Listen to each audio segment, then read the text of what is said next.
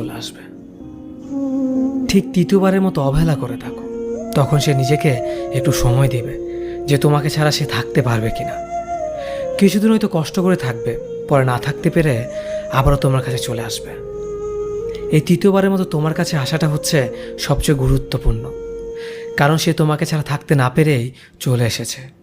কিন্তু চতুর্থবারের মতো যদি তুমি তাকে ফিরিয়ে দাও, তখন সে এক বুক হতাশা আর দুঃখ নিয়ে এমনভাবে হারিয়ে যাবে আর তাকে খুঁজে পাবে না।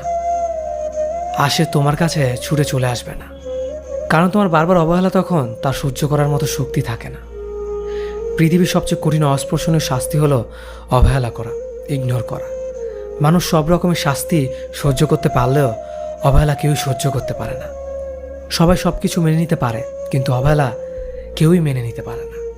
অবহেলা করার চেয়ে বড় শাস্তি আর কাউকে কোনো কিছুতে দেওয়া যায় না। মনে রাখবে,